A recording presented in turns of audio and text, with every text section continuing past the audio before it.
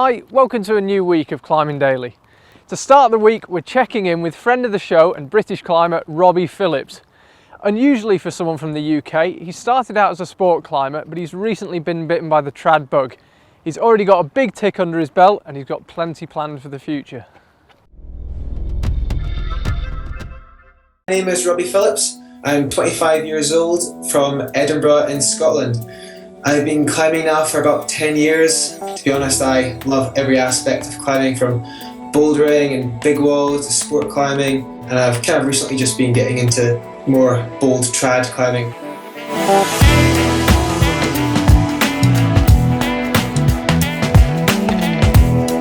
I started trad climbing maybe the end of last year, after Dolomite strips when I did Belladista.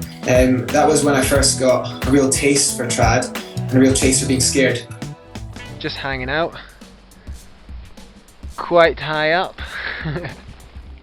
I'd say that for some styles of trad climbing, like big long routes, yeah, the sport climbing strength and fitness has helped. Maybe for shorter, more bouldery trad routes, again, like the strength from bouldering has helped.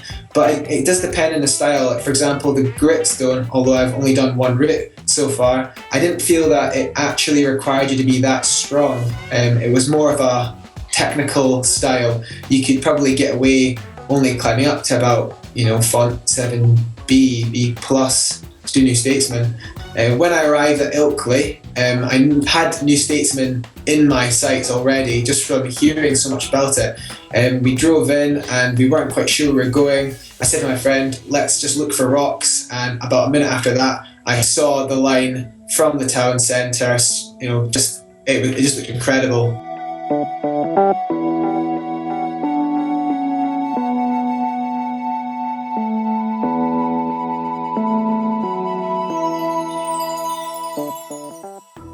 I arrived pretty late on in the day. We had about 2 hours of light left. I ran up there, set up a rig, wrapped down it, had a quick play, and then we boosted. Next game day, I spent all day trying it, like all day. But by the end of the day, I managed to top rope it clean, which I was really happy with. So the next game day, after slapping on a load of climb on in the previous evening, I basically set up to lead it. In the morning, there was about 2 hours where I was kind of attempting to lead it, but not really going beyond the boulder prob. But I knew that as soon as I got through the boulder prob, I'd have to really commit to the lead. I had a break after advice from my friend Charlie. I just stuck on some tunes, chilled out a bit, and just looked at the climb, and then realised that I really, really, really wanted to do it. And then, I don't know, something just clicked. Something just clicked inside, and I just knew that I would do it, and that was it. And I pulled on again, and I just wasn't scared. Yes. Ah! Yes, come on.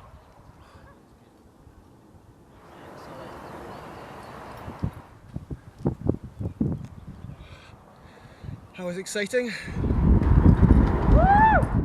One big thing that was kind of brought on with New Statesman, with me climbing New Statesman, was the fact that I used bouldering mats to protect the bottom. And that was really interesting because it sparked quite a bit of a debate on Facebook and I think on UKC. Back in the day, there was the ethics of ground up and on-sighting, and then they brought in head pointing, and that was a big contentious area. Now I guess bouldering mats is kind of our new generation version of that. I think it's maybe not as impressive an ascent as doing it without bouldering mats, but I don't really care, to be honest. I climb for the climbing and not for that in particular. What have I got on my sights now? I've just been looking at this line that this video of Hazel Findlay climbing Once Upon a Time in the Southwest, and I just think that looks like the best climb I've ever seen. And then come June, I've got plans to do Silvergyre with Monique Forestier, and then it's going to be an alpine summer for me, building up to the Eiger in August, because I want to try and do Paciencia. And that will be that's kind of like my big goal, I guess, for this year. Thanks for the call, Robbie. Last thing before we leave you, we've got the Banana Fingers Deal of the Week. This week, the guys are offering you 20% off everything for big walling. If you've got any plans to hit Yosemite, or if you just want to look the part walking around town, then get yourself over to bananafingers.co.uk and at checkout, type in CD472. Ooh, another banger.